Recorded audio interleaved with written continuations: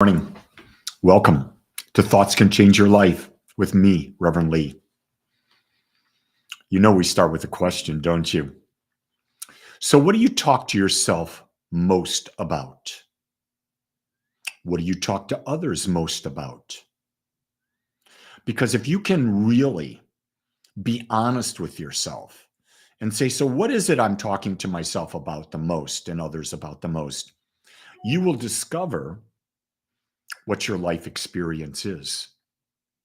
There are people, you may be one of them, I may be one of them, don't know. There may be people that complain about their health all the time. And when you complain about your health all the time, you're talking about it to yourself. Oh my God, I've got this going on. I got that going on. You tell others, oh my God, I got this going on. I got that going on. You are literally creating a powerful, powerful, powerful mental stormy energy that's going to attract more of what you're talking about. Because complaining, which is what we're doing, complaining, let's look at that. There's a high degree of emotion. There's a high degree of feelings when we complain, isn't there? And when we combine thoughts, words, actions with high degrees of feeling, oh my God, that is a powerful creative energy, a powerful creative message. So you got to ask yourself that question every day. What did I talk about yesterday? What did I talk about to myself? What did I talk about to others? And then say, okay, what did I feel? And what was the demonstration? How did all of that play out in my life? And you start to discover that your words have power. And when your words are combined with feelings, you've got real power. Here's a fantastic thing. Psychology will tell you that almost everything people talk about, 95% of what people talk about is gossip and complaining. If that's what you're doing, what do you think your life looks like? Don't answer me. You answer yourself, because that's the only thing that matters. You're not here to please anyone. Do you get that? You're not here to please anyone. You came into this world with complete freedom, and you can choose how to exercise that freedom. And you exercise that freedom through your choices, whether they're conscious or unconscious. What you choose to think and talk and speak and act about with feelings behind it most is really what? Whether you understand it or not, it's your beliefs. Do you believe you're a conscious creator? Or do you believe you're a victim? I would challenge that you're a victim. I would challenge that, because I'll bet you're talking about that, thinking about that, speaking about whatever you're a victim about most. Victim mentality is simply that. It's a mentality. Who created that mentality? You did, whether it was conscious or unconscious. Who can change that mentality? You can. And the only way you can do that is consciously. So what do you speak about the most today? Think about that. Then what do you speak to others about? And then you're going to say, well, Lee, they come up to me and they start complaining and I just sort of listen to that. Well, then you're saying it's cool. You're saying it's all right. You say you support them in that. I simply will change the subject. And if I can't change the subject and they're still going to complain, I pretty much disappear.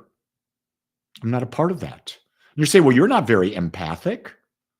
Well, I can ask questions and be very empathic. It doesn't mean I have to buy into their complaining.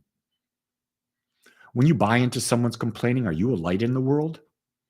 Or are you just closing the door to the closet and making it darker and darker and darker?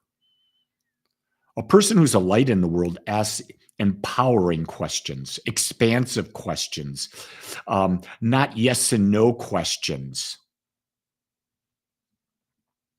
How do I get this message to my 16-year-old daughter?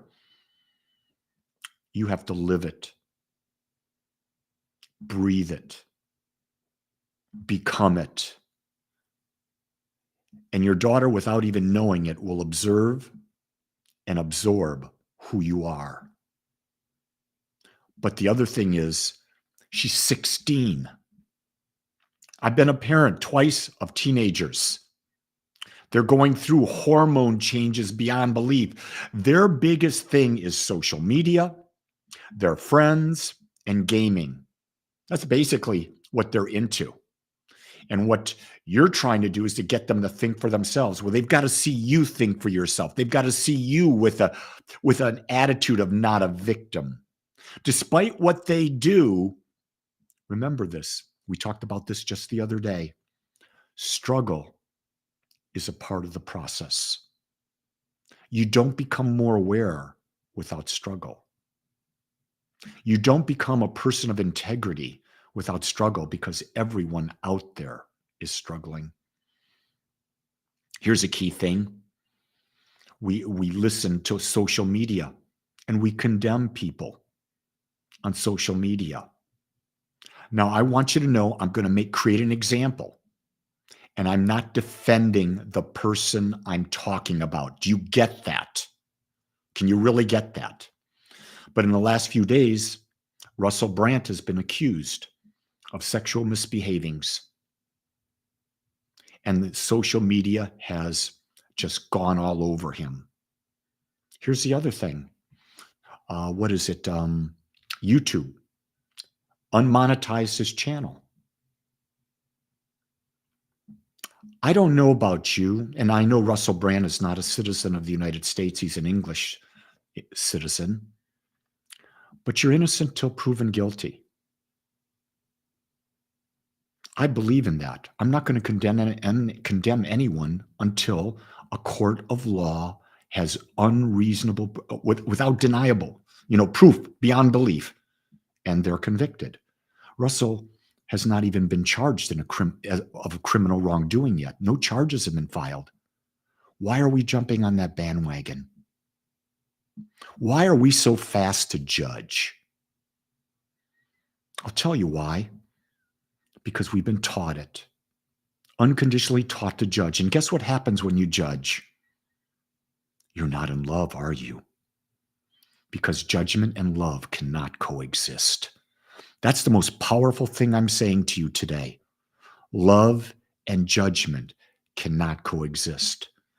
So Zoe's there with a 16-year-old daughter. You can't criticize her. That won't do her any good. She has to accept her daughter where she is. And what her daughter's going through, she's got to understand that it's part of her journey. It's part of the process of unfoldment. It's part of the process of becoming aware. And Zoe, I'll say to you this. I'll bet you when you were 16, you were a lot like your daughter. Different time, but you were a lot like your daughter. I was. And I know I'm older than you, Zoe, because I don't have no 16-year-old kid. I have a 5-year-old granddaughter. I could have a 16-year-old granddaughter if I started younger. But I know that I've gone through so much in my life to get to where I'm at, and I realize I barely scratched the surface. I'm just becoming. Someone said to me in a class last night, as they observed my relationship with Jean, and I think they've been around for about a year, and as they observed my relationship with Jean, the comment that he made was, I thought, oh, wow, insightful. He said, the two of you, as I observe, appear to be very, very flexible with how you deal with each other and how you deal with life. What a great compliment. Because if you're not flexible, you're going to snap and break, just like a tree in a large wind. When you're flexible, you move with life. And guess what? Life is constantly changing. So you've got to be flexible to move through it. And the easiest way to move through it is not be judgmental. Be flexible. Be loving. And here's a key one, gang. Watch yourself talk. Become aware of what you're saying to yourself. And when you're not saying what you want, change it. Then when you're with other people, watch what you're saying with them. And then start to change what you're saying to them. And maybe the relationship will continue, maybe it won't. Maybe it's based on complaining. I don't want to be in a relationship based on complaining. That keeps me locked into something I don't want. I'll let that relationship go. You know how you let it go? Just don't feed it. Don't give it anything to feed on. Remember, your life, your choice. Don't let anyone tell you any differently. Choose today to speak love, to be love, just a little bit more than yesterday. Until tomorrow, love ya. Aloha.